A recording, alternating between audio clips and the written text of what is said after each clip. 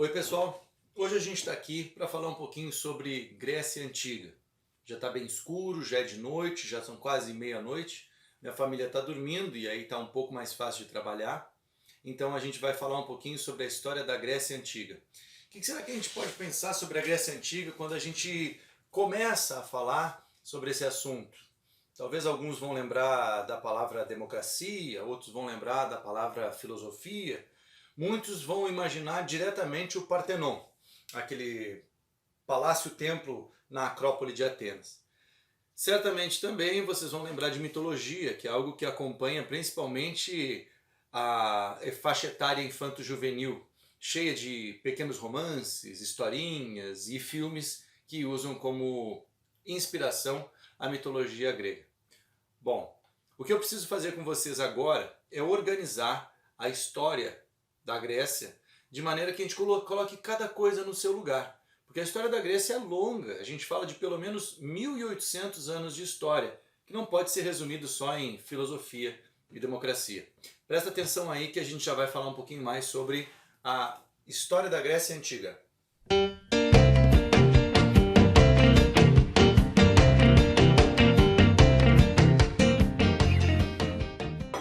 Muito bem.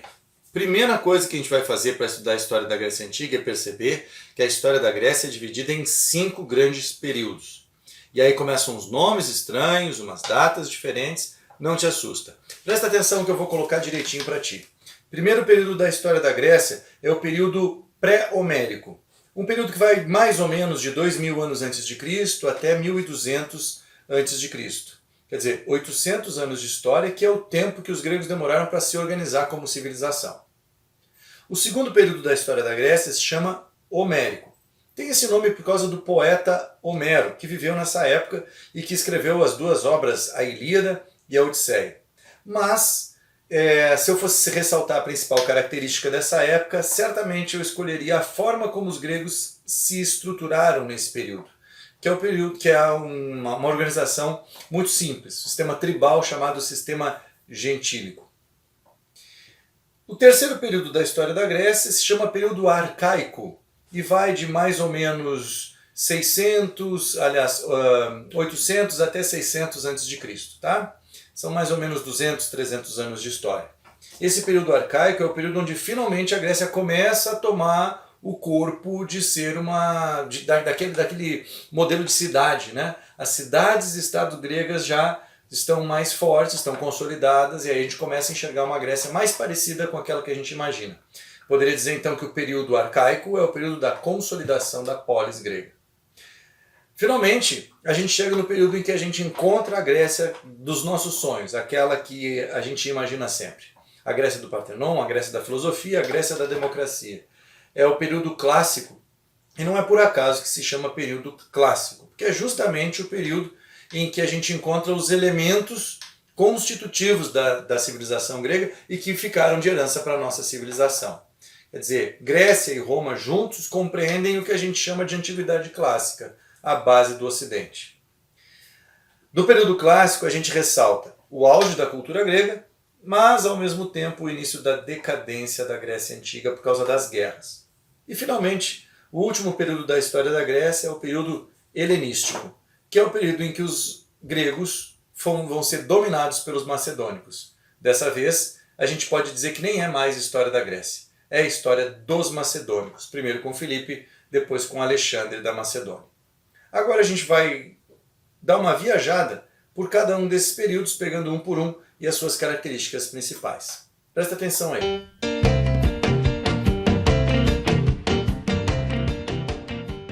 Como dá para perceber no mapa, o período pré-homérico é o período da entrada dos povos gregos na Península Balcânica. A Península Balcânica é essa península que fica do lado da Itália, do lado direito, né, a leste da Itália. E os povos indo-europeus vão entrando e vão se fixando aos poucos ali. Esse período pré-homérico é o período em que os micênicos são os primeiros a se estruturar como povos, porque os 4 povos que deram origem à Grécia são os aqueus, os jônios, os eólios e os dórios. Os aqueus são os que fundaram a cidade de Micenas. E No contato da civilização micênica com uma civilização pré-existente que existia ali no sul da Grécia, no território do Mediterrâneo, uma ilha chamada Creta, ou seja, a civilização cretense, o contato dessas duas culturas gerou a base cultural da civilização grega. Esse período pré-homérico, além de ser o período da formação da base cultural creto-micênica, que é o nome que a gente dá para essa cultura, também é o período da formação das estruturas fundamentais da Grécia. E aí entra a história do último povo que invade a Península Balcânica no período pré-homérico, os dórios. Os dórios conheciam a fundição do ferro, tinham armas mais tecnológicas e eram guerreiros muito poderosos. Por isso, a entrada dos dórios na Península Balcânica provocou a fuga de vários gregos para outros lugares. Isso é o que a gente chama de primeira diáspora grega e que marca o fim do período pré-homérico. O período seguinte é o período homérico, o período em que os gregos já estão estruturados no sistema gentílico, que eu vou explicar como funciona daqui a pouquinho. Mas também é o período do poeta Homero. E aí vale a pena pensar que a obra do Homero, que a gente conhece pelo menos de nome, a Ilíada e a Odisseia, são obras que já eram conhecidas pelos gregos e que já eram recitadas, cantadas pelos aedos nas praças públicas, nos espaços públicos da Grécia. O Homero simplesmente escreveu essas duas histórias que tratam, na verdade, da história da guerra de Troia e depois o retorno do herói Ulisses para sua casa. Uma aventura muito repleta de dificuldades, né? 10 anos até ele voltar para casa. Então o que é o período homérico? É o período da estruturação do sistema gentílico e é o período das duas grandes obras que marcam a tradição grega. Essas obras, essas histórias, não são necessariamente usadas para reproduzir a história da Grécia, ipsis literis, ou seja, ao pé da letra. Essas duas obras elas servem para a gente entender como os gregos viviam, como eram os seus costumes, as suas tradições religiosas. Então, quer dizer, a Ilíada e a Odisseia são usadas pelos historiadores mais para a gente mergulhar na cultura grega do que qualquer outra coisa. Quando a gente chega no período arcaico, duas cidades acabam se destacando. E é por isso que a gente usa essas duas cidades para meio que generalizar as características da Grécia como um todo. Certamente vocês vão lembrar a cidade de Atenas e a cidade de Esparta. Atenas, que tem como padroeira a deusa Atena, a deusa da sabedoria, e Esparta, que tem como padroeiro o deus da guerra, Ares. As duas com as características bem marcantes, mas com algumas coisas em comum. Nesse período, um grupo muito pequeno de pessoas comanda a cidade de Atenas e um grupo muito pequeno de pessoas comanda a cidade de Esparta. Embora Atenas seja a cidade voltada para a sabedoria e Esparta é uma cidade de guerreiros, as duas podem ser caracterizadas naquilo que a gente chama de oligarquias. Oligarquias são governos onde poucas pessoas controlam o poder. E nesse caso, nas duas cidades, essas poucas pessoas são os nobres. O período clássico já é o período em que surge a democracia, que surge a filosofia. O período clássico é o máximo do desenvolvimento da civilização grega e é o que mais ficou para nós de herança. E para falar especificamente de cada um deles, a gente vai separar um espaço específico, né? Daqui a pouco eu vou voltar a falar do surgimento da democracia e vamos pensar um pouquinho também na origem da filosofia. O que eu quero chamar a atenção agora no período clássico é que os gregos enfrentaram dois grandes problemas. O primeiro problema foi uma tentativa de invasão. Os persas tentaram invadir a Grécia. Primeiro com Dario. Dario I tentou atacar a cidade de Atenas e foi derrotado na Batalha de Maratona. Uma famosa batalha que teria dado origem à prova da maratona de atletismo. Não na época da Grécia, mas atualmente. A Batalha de Maratona foi vencida graças a um mensageiro que conseguiu avisar da chegada dos persas antes que os persas ancorassem na praia de Maratona. Ele correu aproximadamente 40 quilômetros para fazer esse anúncio. E a partir do Dario, que foi o primeiro persa que tentou invadir a Grécia, temos a segunda tentativa. O filho de Dario, Xerxes, que ataca a Grécia primeiro pelo norte, pelo Estreito de Dardanelos e Bósforo, e depois chegando até a Península Balcânica mesmo. Xerxes ganha muitas batalhas no começo da guerra, mas acaba sendo derrotado no final, na Batalha de Salamina. Isso porque os gregos tinham uma facilidade muito grande de combater no mar. as batalhas marítimas são vencidas pelos gregos. O que importa a partir de aí, ou a partir de então, é saber que a Grécia mergulha numa guerra interna. Porque para vencer os persas, a cidade de Atenas se tornou hegemônica, ou seja, mais forte, e estabeleceu uma liga de cidades que controlavam, que Atenas controlava. Essa liga se chamava Liga de Delos. Tudo bem, enquanto existe um inimigo comum, as cidades se unem. Mas quando a guerra acaba, o princípio da Grécia é a descentralização política, ou seja, cada cidade tem seu próprio governo. Nós sabemos que as cidades gregas são consideradas cidades-estados, ou seja, cada cidade com seu governo próprio. Acontece que Atenas continuou exercendo essa hegemonia sobre as demais cidades, e o resultado foi que a cidade de Esparta se levantou contra. Então, Esparta rompeu com a Liga de Delos, formou sua própria liga, a Liga do Peloponeso, e Atenas continuou liderando a Liga de Delos. Começa uma guerra entre essas duas cidades, algo que alguns historiadores comparam inclusive com a Guerra Fria, quer dizer, dois blocos, dois modelos de sociedade, Atenas defendendo a democracia, Esparta defendendo a oligarquia, e 30 anos de confronto. Só que quem saiu perdendo nessa história foram todos os gregos. Embora Esparta tenha vencido Atenas, todos os gregos, toda a Grécia saiu perdendo, porque foi quando as cidades se enfraqueceram e se tornaram vulneráveis para a invasão dos povos estrangeiros. E aí, Filipe da Macedônia aproveita e domina a Grécia, domina a Península Balcânica.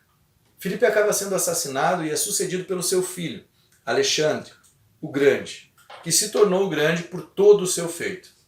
Alexandre saiu da Macedônia e da Grécia e foi conquistando os territórios da Ásia Menor, da Palestina, do Egito, passou pelo território da Mesopotâmia, empurrou os persas de volta para casa na Pérsia e foi até a Índia.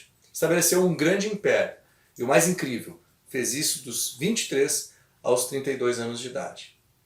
Nessa fase, Alexandre, que foi aluno de Aristóteles, foi um grande entusiasta da propagação da cultura grega.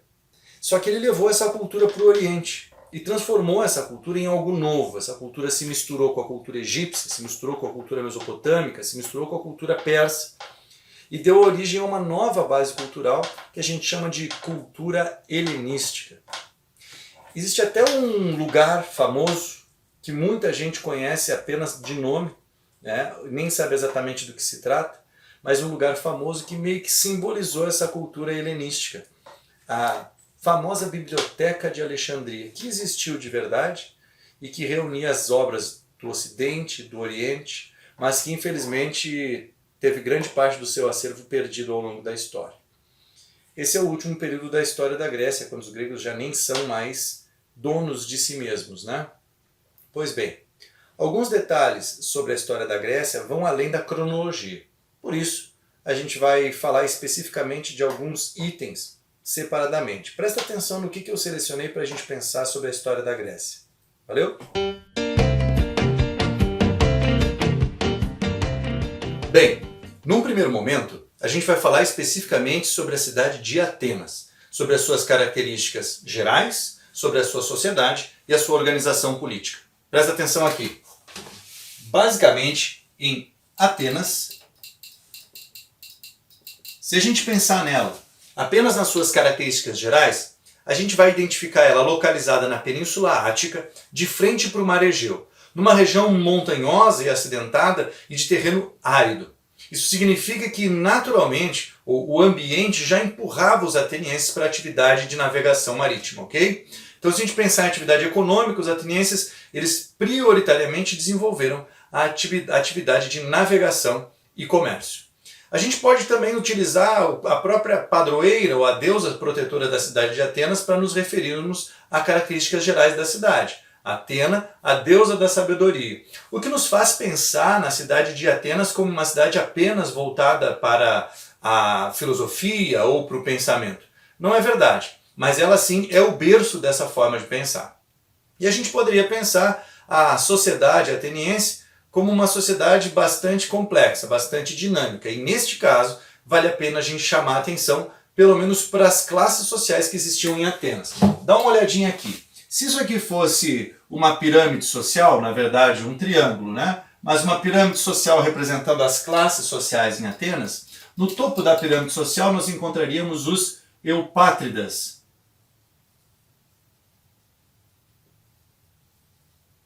que são os nobres, os bem-nascidos, aqueles descendentes dos pater que a gente viu agora há pouco. Esses são a classe dominante de Atenas. Abaixo dos eupátridas a gente vai encontrar 4 classes sociais: gorgóis, demiurgos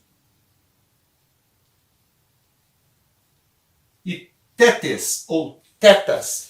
Essas 4 classes sociais, elas são cidadãos atenienses, ou seja, são indivíduos considerados cidadãos, porém não participam da parte política nesse período do período arcaico, e cada uma delas tem uma função diferente. Os gorgóis são pequenos proprietários de terra, os demiurgos são comerciantes e os tetes são trabalhadores livres, que vivem muitas vezes em condições piores do que os próprios escravos, porque dependem de alguém que lhes ofereça algum serviço. Na base da pirâmide social de Atenas nós vamos encontrar os metecos, que é como os atenienses chamam os estrangeiros em Atenas, e os escravos. Agora é importante ressaltar que no período arcaico, ou seja, esse do qual nós estamos falando, apenas a classe social dos eupátridas domina as instituições políticas. Então, por enquanto, os eupátridas são a classe que controla a política. Feito? Vamos pensar um pouquinho sobre as instituições da política ateniense. Atenas se organiza de uma forma relativamente simples, porque, em primeiro lugar, ela é uma monarquia. Então, um cargo hereditário transmitido através de um rei. Agora, além dessa monarquia, nós temos um conselho que ajuda o rei a governar, chamado de arcontado, porque é um conselho de arcontes, seriam 9 arcontes comandando ou auxiliando o rei nessa parte do governo. Além do arcontado, nós vamos encontrar em Atenas o areópago,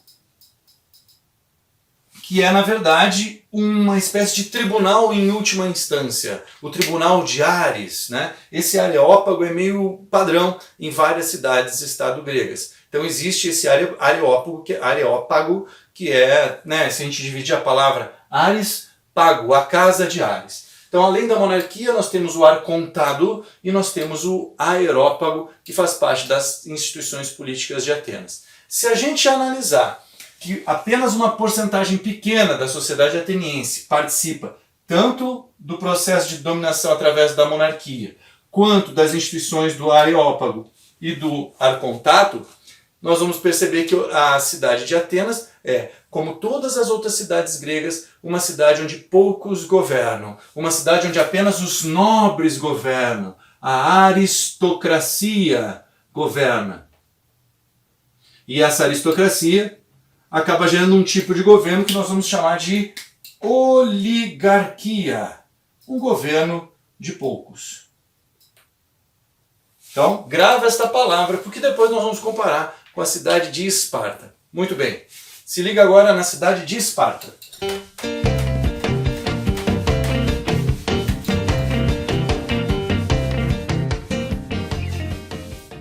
A cidade de Esparta, por sua vez, ela já tem uma construção, pelo menos no nosso imaginário, bem próxima daquilo que ela realmente era. Vamos pensar um pouquinho nessa cidade? Esparta. Localizada numa outra região da Grécia, na região da Península do Peloponeso, numa região plana, em que ao longo de alguns séculos se instalaram os dórios e dominaram vários povos ali na região. Portanto, a região da planície e da Lacônia acabou criando um outro cenário, um cenário onde os espartanos puderam, através dos domínios de outros povos, se transformar numa sociedade escravista e agrária. Isso permitia que todo o cidadão espartano se dedicasse única e exclusivamente a uma atividade, a atividade guerreira. Mas a sociedade de Esparta era uma sociedade relativamente simples. Se nós fôssemos desenhá-la aqui na forma de um triângulo, a gente poderia encontrar apenas 3 camadas sociais. No topo da pirâmide nós encontraríamos os espartanos ou esparciatas. são a nobreza, são os que controlam a cidade propriamente dita, são os considerados cidadãos. No miolo desta pirâmide a gente encontra os periecos, que é como os espartanos chamam os estrangeiros, estes que não têm direitos políticos dentro da cidade. E na base da pirâmide, uma palavrinha diferente, nós encontramos os ilotas. Os ilotas são uma espécie de servos do Estado espartano. Nesse caso, a gente tem que fazer uma pequena diferença, porque a escravidão faz parte da lógica de funcionamento das sociedades gregas, né, da civilização grega. Mas Esparta, por dominar outras cidades, por dominar outros povos, cria uma espécie de escravidão diferente. É uma espécie de servidão coletiva em que um povo inteiro acaba servindo a sociedade espartana. Mas não deixa de ser uma forma de escravidão, tá bem? É só porque ela não é uma propriedade privada do homem espartano, e sim uma propriedade do Estado de Esparta. É por isso que o homem espartano tem uma trajetória de vida muito rígida. O homem espartano, ao nascer, ele vai ser avaliado, se ele será um bom soldado ou não. Caso ele tenha algum tipo de deficiência ou característica congênita que faça ou dificulte ele a ser um bom soldado, ele é abandonado, jogado no penhasco. Se ele é um bebê saudável, vai ser entregue para sua mãe criá-lo até os 7 anos de idade. Quando ele entra para o treinamento militar, ele vai fazer esse treinamento militar até os 18 anos de idade. Com 18 anos, o homem espartano se torna um soldado profissional. E dos 18 aos 30 anos, essa é a sua única tarefa, sendo inclusive proibido de casar e formar família. Aos 30 anos, ele vai poder então constituir a sua família, continuará sendo um soldado, e aos 60 anos de idade, ele vai poder compor uma das instituições políticas mais importantes de Esparta, o Conselho dos Gerontes, também conhecido como Gerúsia. Então vamos falar um pouquinho da política de Esparta, mais complexa que a política de Atenas. Se a gente pensar nas instituições políticas, nós vamos encontrar em nós vamos encontrar em Esparta, que é de quem nós estamos falando agora, já uma diferença. Um governo de 2 reis, uma diarquia. Basicamente porque um rei passa a ser responsável pela administração em tempos de paz e um rei responsável pela guerra. Além de ser uma diarquia, o que torna diferente da civilização ateniense, a civilização espartana, ou a cidade de Esparta, tem um conselho chamado Gerúsia, um conselho de gerontes. Anciãos espartanos com mais de 60 anos. Esse conselho é soberano, muito forte e faz frente, inclusive, ao poder dos reis. Além da Gerúsia, existe uma instituição chamada Apela, que é uma assembleia de cidadãos atenienses. Então, existem já 3 instituições funcionando e dialogando dentro da administração de Esparta. E para encerrar, ainda existe um tribunal chamado Eforado, onde os éforos vão cuidar da justiça. Pois bem, a política espartana é bem mais complexa do que a política ateniense no período arcaico, mas as duas têm algo em comum. Tanto em Esparta quanto em Atenas, apenas um grupo muito específico vai participar da política. Somente os espartanos ou esparciatas vão participar da política em Esparta. Somente os eupátridas, que são a nobreza de Atenas, vai participar da política de Atenas. Portanto, eu posso afirmar que neste caso nós também temos uma oligarquia, ou seja, um governo de poucos, um governo onde apenas a nobreza comanda. Valeu? Especificamente sobre Atenas, é preciso ressaltar que no período clássico Atenas vai mudar este modelo. Tá? No período clássico, Atenas vai deixar de ser uma oligarquia e vai se transformar numa democracia. Mas isso é assunto para daqui a pouco. Segura aí que tem mais.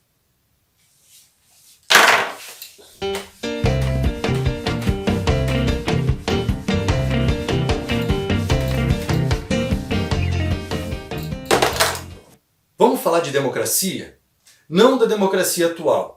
Porque a democracia atual ela foi reconstruída e foi feita uma releitura a partir da própria história do termo e da palavra democracia.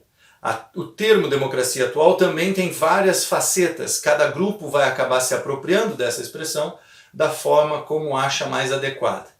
Poderia dizer que a base daquilo que a gente conhece como democracia hoje está no pensamento dos iluministas do século XVIII. Mas vamos falar especificamente da democracia grega, mais especificamente sobre a democracia ateniense, aquela que se desenvolveu na cidade de Atenas, a original. Pois bem, a história da democracia ateniense é mais ou menos a seguinte. Tudo começa no período clássico, numa época em que Atenas ainda era uma oligarquia, ou seja, poucos comandavam o poder.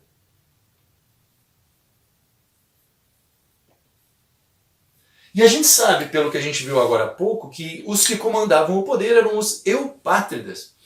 Acontece que no período clássico o comércio ateniense se desenvolveu rapidamente. E a classe dos demiurgos, os comerciantes, cresceu economicamente. A classe que cresce economicamente tende a solicitar, tende a reivindicar poder político. Portanto, Atenas acaba se mergulhando, acaba entrando num período de tensão política entre a classe que está ascendendo economicamente e a classe que controla o poder por tradição, entre os demiurgos e os eupátridas. Num princípio de guerra civil, os poderes acabam se exacerbando e chega ao poder uma forma de governo que os gregos chamavam de tirania, um governante que acaba controlando de forma centralizada toda a cidade. Então, do que a gente chama de oligarquia, os gregos passam para um sistema de governo chamado tirania. É aí que vai aparecer a figura vão aparecer a figura de alguns tiranos, né? Pisístrato seria o primeiro tirano e seus filhos, Hípias e Hiparco, os próximos tiranos. Tirania, para nós, hoje, deveria ser um tipo de governo visto de forma negativa. Um tirano é um governante autoritário, centralizador. Mas por quê? Porque nós já vivemos em sistemas democráticos. Nesse caso, o tirano, esse poder centralizado na figura de uma pessoa, foi fundamental para que fossem feitas as reformas necessárias. E aí, quando a gente fala de reformas, eu estou falando de leis, e é por isso que a gente pensa em Grécia, a gente tem que pensar nos legisladores, para entender como surgiu a democracia. Pois bem, esta tirania permite as reformas que vão dar origem a um sistema de governo conhecido como democracia, que se constrói aos poucos a partir das mudanças nas leis dos chamados legisladores atenienses. E esses vocês vão conhecer em seguida. Essa é a trajetória do surgimento da democracia em Atenas. E aqui nós precisamos conhecer os legisladores atenienses. É isso. Se liga aí.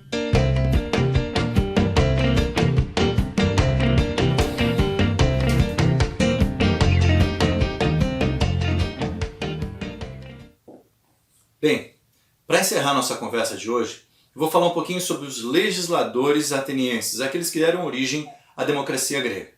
Então presta atenção nos nomes e no que cada um deles fez. Primeiro legislador, Drácon. Foi ele que escreveu o primeiro código de leis escritas de Atenas. Os avanços do ponto de vista da democracia são poucos, mas tem um avanço fundamental, que é o fato de haver leis escritas. Leis escritas que não permitem que a lei possa mudar de acordo com a vontade de quem domina a justiça. Drácon manteve a escravidão por dívidas e Drácon ainda manteve as leis extremamente rígidas, com o exemplo da pena de morte para vários crimes.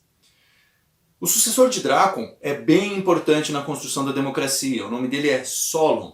Foi o Solon que criou as instituições que vão abrir espaço para a participação das camadas sociais que não são da nobreza.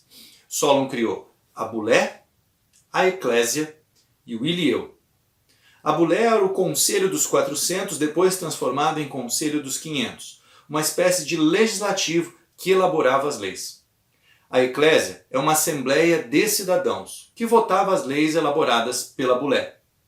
E o Ilieu é um tribunal composto de 5.000 membros. Pois bem, essas três instituições, neste momento, passam a ter a participação de indivíduos que não são exclusivamente da nobreza, porque além de criar as instituições, Solon também criou um novo princípio de participação política, um princípio censitário. Ou seja, para participar, precisava ter uma renda mínima. E isso é um avanço, pois antes para participar da política somente nascendo nobre.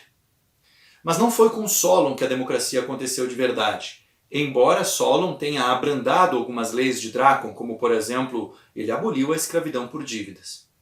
Foi com Clístenes, um legislador que veio após o Solon, que a democracia surgiu de verdade. Inclusive, ele é considerado o pai da democracia. Porque o Clístenes entendeu duas coisas. Em primeiro lugar, que era necessário criar uma sistemática de participação dentro da cidade, onde cada parte da cidade tivesse um grupo de representantes. Por isso, ele dividiu a cidade de acordo com as suas tribos originais, as demos. A divisão da cidade em demos é o que dá o nome ao termo, o que dá origem ao termo democracia. Cracia, poder. Demo, essas tribos espalhadas pela cidade, que a gente vai ler a partir daí como sinônimo de povo ou poder do povo. Mas não foi só por causa disso que Clístenes foi considerado o pai da democracia. Clístenes é considerado o pai da democracia porque ele instituiu um novo princípio de participação. Clístenes criou o princípio da isonomia. Significa todos os cidadãos passam a ter direitos iguais de participação. E a gente poderia acrescentar outras expressões que vêm acompanhadas ao princípio da isonomia, como a isegoria, que é o direito de se representar na ágora, na praça pública, né? E a isocracia, que é o direito de poder igual a todos. Todos podem assumir cargos públicos da mesma forma. Pois bem, essa é a sequência dos legisladores atenienses que deram origem à democracia. Mas tem um último nome que deve aparecer na nossa memória, que foi o cara que colocou tudo isso em prática ao extremo. E o nome dele é Péricles. Não. Péricles. Isso. Péricles foi o cara que, além de colocar em prática a democracia no seu extremo, criou uma nova forma de incentivar os cidadãos atenienses a participarem. Ele criou uma espécie de remuneração para quem tivesse que deixar o seu trabalho por um dia ou dois, enfim, e tivesse que se deslocar para um centro, para uma assembleia, para discutir questões políticas. Ele pensava que se o cidadão perder dinheiro para participar da política, ele não vai participar da política. Portanto, teria que haver uma remuneração, uma indenização. Por um lado, poderíamos ver isso como algo extremamente positivo. Por outro lado, aqui a gente pode dizer, abrimos a brecha para o político profissional. Mas isso é assunto para outra história. O importante é que quando Péricles governou Atenas, Atenas estava no auge do desenvolvimento da democracia. Inclusive, nesse período, Atenas entrou em guerra contra Esparta. Tem um famoso discurso de Péricles, que já caiu em várias provas de vestibular e que fala sobre o orgulho dele como governante e do povo de Atenas, como povo guerreiro, de estarem lutando por uma forma de governo inédita. É a oração fúnebre, em que ele homenageia todos os mortos na Guerra do Peloponeso. Certo? Valeu! Bom, sobre as relações culturais ou sobre a cultura da Grécia, seria legal pensar alguns aspectos que surgiram justamente no período clássico. E o primeiro e mais marcante é o que é a base do pensamento e da cultura ocidental até hoje, a filosofia grega. A proposta aqui não é mergulhar na filosofia grega, mas entender um processo de ruptura que ocorre entre a mitologia e a filosofia. No período clássico, os gregos começaram a estabelecer uma outra concepção, uma nova forma de ler, de compreender o mundo e o homem. E assim surge uma forma de construir o pensamento em cima da razão. Essa filosofia, ou essa nova forma de ver o mundo, ela está muito próxima das ciências da natureza em seu início. Quando a gente pega os filósofos pré-socráticos, por exemplo, o que eles tentavam explicar era como funcionava o mundo. Alguns vão explicar a partir dos elementos naturais, como a água, o fogo ou o ar. Outros a partir da combinação desses elementos. Ou seja, é uma tentativa racional de explicar o mundo sem lançar mão, sem utilizar os mitos, as narrativas mitológicas, certo? Então esse foi um grande passo no início da construção do pensamento racional ocidental.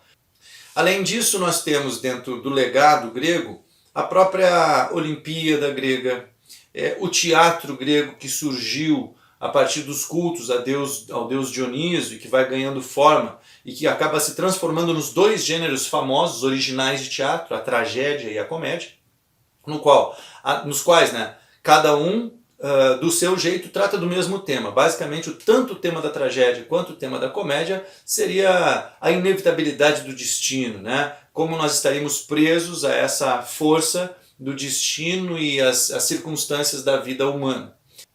E ainda falando de cultura grega, a gente pode falar das próprias artes plásticas, né? Os gregos trazem uma percepção estética muito peculiar que tenta trazer a simetria e o equilíbrio como princípios básicos de beleza e de perfeição. E é isso que a gente vai encontrar nas obras gregas. Algumas delas bem famosas, como o Discóbulo de Miron. Muitas obras que se atribuem aos gregos, na verdade, não foram produzidas pelos gregos do período clássico. Existe um período final da cultura grega, que é justamente aquele que eu tinha mencionado, da cultura helenística. A cultura helenística, embora ela seja herdeira da cultura grega, ela já adquiriu um caráter ou uma característica um pouquinho diferente, que ela dá uma dramaticidade para as esculturas. Tá? A arte helenística representa esculturas em tons muito mais dramáticos, muito mais perceptível o sofrimento. Uma das obras mais famosas dessa época é a obra Laconte e seus filhos sendo devorados, né, pela serpente. Essa obra a gente percebe a ideia de sofrimento, de dor na cena, na trágica cena de Laconte. Pois bem, em resumo, os pontos principais da história da Grécia que eu queria que todos vocês conhecessem são esses, né? Uma característica fundamental do período pré-homérico, uma característica fundamental do período homérico, como funcionam as cidades-estado gregas e como surgiu a democracia na Grécia, que são os temas mais famosos. Valeu? Esse é o nosso encontro, a nossa aula sobre a Grécia Antiga, e eu espero que vocês agora sigam o trabalho de vocês, leiam, estudem, façam os testes de vocês, que a gente ainda tem muitos encontros pela frente. Um abraço e até a próxima!